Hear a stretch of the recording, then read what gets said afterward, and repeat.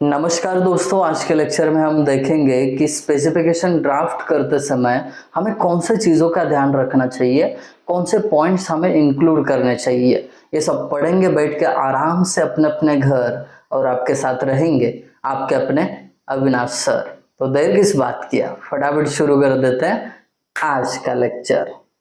As a civil engineer हमारा कर्तव्य बनता है कि हमें किसी भी प्रोजेक्ट का, किसी भी कंस्ट्रक्शन वर्क का स्पेसिफिकेशन ड्राफ्ट करना आना चाहिए। अब ये स्पेसिफिकेशन ड्राफ्ट करते समय या लिखते समय कौन से चीज़ों का ध्यान रखना है या मेथड कौन से अडॉप्ट करनी है, देखिए यहाँ पे हम पढ़ने जा रही है। चलिए शुरुआत करते हैं। Points to be observed in framing the specification of an item.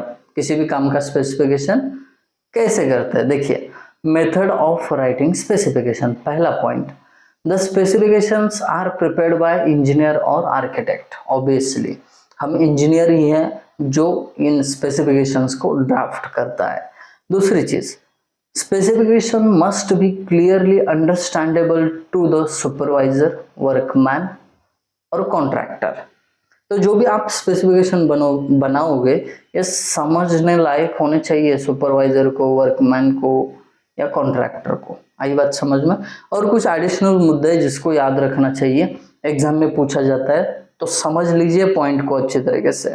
ठीक, ऐसा नहीं कि आपने बस नोट्स पढ़े तो काम बन जाएगा, आपको ये चीज को समझना भी तो पड़ेगा दोस्त। चलिए समझाता हूँ पॉइंट वाइज। पहला पॉइंट कहता है simple and clear language should be used. एकदम सिंपल लैंग्वेज यूज करना है और क्रिस्टल क्लियर होना चाहिए, कोई असमंजस की भावना नहीं होनी चाहिए उसमें। एक बार मैंने पढ़ा तो फटाफट दिमाग में जाना चाहिए, क्योंकि सुपरवाइजर, वर्कमैन, इन सबको ये समझने लायक होना चाहिए। Rules of grammar should be adhered to. वहां पे ग्रामर के रूल भी आपको लगाने पड़ेंगे। You should follow the grammar rules. The wording should be given clear meaning. जो भी लिखोगे उन वर्ड से क्लियर मीनिंग निकलना चाहिए। दूसरी चीज, the specification should B brief. ऐसा नहीं है आप स्पेसिफिकेशन लिखना चालू कर दिए, खत्म होने का नाम ही नहीं ले रहे, ऐसा नहीं होना चाहिए। ब्रीफ, शॉर्ट में होना चाहिए, बट मीनिंग क्रिस्टल क्लियर पास होना चाहिए। Long sentences should be avoided. वही कहा मैंने कि लंबा चौड़ा आप लिखते ही गए बोर हो जाएंगे, कोई पढ़ेगा नहीं उसको। मीनिंगफुल उतना ही लिखो, छोटा सा। तीसरी चीज, the specification should be fair to all parties. Specification सबके लिए, मतलब पार्टीज दो होती है, एक ओनर होता है, दूसरा कॉन्ट्रैक्टर होता है, दोनों के फायदे में होने चाहिए, दोनों को फेयर होना चाहिए। Practical limitations of material and workmanship should be kept in view. अगर आप कंस्ट्रक्शन की कोई मेथड सजेस्ट कर रहे हो, कोई मटेरियल सजेस्ट कर रहे हो, तो वहां पे प्रैक्टिकली वो पॉसिबल है कि नहीं वो आप देखो। अगर उस साइट पे कंक्रीट आरएमसी प्लांट से आता हो और आरएमसी प्लांट बहुत ही दूर है, तो आपको ये कंडीशन डाल के नहीं चलेगा कि आरएमसी से ही आपको कंक्रीट लाना चाहिए, आपको साइट मिक्सिंग अलाउड कर देना चाहिए। ठीक है, किसी हिली एरिया में साइट है और आरएमसी प्लांट वहां से 2 से 3 घंटे पे है, तो तब तक आते आते तो सेटिंग टाइम उसका रिटार्ड करना पड़ेगा, कॉम्प्रोमाइज हो सकती है क्वालिटी कंक्रीट की। तो इस कंडीशन में आपको साइट मिक्सिंग अलाउड कर देना चाहिए। आई बात समझ में। तो ये साइट कंडीशन को ध्यान में रखना है। लगती छोटी बात है बट बहुत बड़े काम की है।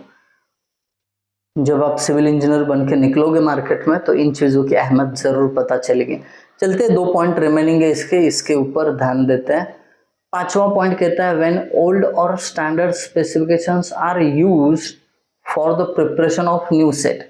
कभी कभी क्या होता है, प्रीवियसली किए हुए काम के स्पेसिफिकेशन हम रेफरेंस के लिए लेते हैं और उसी के बेस पे क्या कर देते हैं, एडिट करके हम स्पेसिफिकेशन नए काम के लिए सेट कर देते हैं। बट ऐसा करते समय care should be taken to delete an applicable material. जो वहां पे एप्लीकेबल मटेरियल नहीं है अनएप्लीकेबल, मतलब ज़रूरी नहीं है वहाँ पे जो मटेरियल, तो वो मटेरियल को हटाना चाहिए। पहले काम में जो मटेरियल यूज़ किया है ज़रूरी नहीं दूसरे काम पे भी वही यूज़ हो। समझ रहे हो ना बात को? तो इस बात का याद रखना आप। छठा point, as the specifications are the legal documents they should be concise as far as possible. ये लीगल डॉक्यूमेंट है तो ये बनाते वक्त आपको प्रिसाइज कंसाइज होना बहुत ज़रूरी है, ताकि आगे जाके कोर्ट में वो चीज़ें चलनी चाहिए। ठीक है, it must be stick to the law.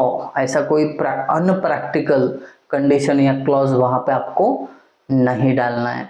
ये पॉइंट क्या कहता है, the paragraph of particular specification should be arranged in the following sequence. मतलब जो भी स्पेसिफिकेशन के लिए पैराग्राफ बनाओगे तो उसको कैसे अरेंज करना है। पहला, मटेरियल रिक्वायर्ड फॉर वर्क, उसका लिस्ट। दूसरा, स्पेसिफिकेशन फॉर मटेरियल, जो भी मटेरियल डाले हैं उसका स्पेसिफिकेशन। ठीक है, उसके बाद third, preliminary work before the construction.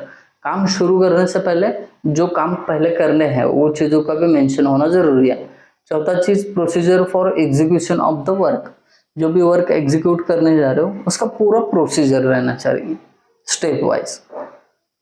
Fifth point, test on material to be used. कोई भी मटेरियल आप साइट पे यूज करोगे उससे पहले टेस्ट करोगे ना, तो कौन से टेस्ट परफॉर्म करने चाहिए उसका भी लिस्ट आपको यहाँ पे देना चाहिए।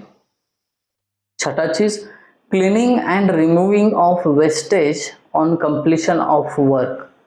जब आप काम कंप्लीट करोगे तो साइट क्लियरेंस, वहाँ पे कोई भी डेब्रिस वगैरह नहीं होना चाहिए, वहाँ पे कोई भी आपका डिमोलिश्ड मटेरियल नहीं होना चाहिए। ठीक है, सातवीं चीज, मोड ऑफ मेजरमेंट। आपको वर्क कंप्लीट होने के बाद जो मेजरमेंट होता है वर्क का, उसका मोड क्या होना चाहिए ये भी सजेस्ट करना चाहिए। So that's all about the specification का कंडीशंस। तो स्पेसिफिकेशन ऑफ कंडीशन हमने पूरे डिटेल में देखी है कि आपको किन चीज़ों का ध्यान रखना है। आई होप आप लोगों को ये समझ में आया होगा। अगर समझ में आया तो ज़रूर कमेंट करके बताना। Thank you guys for watching video. Thank you so much.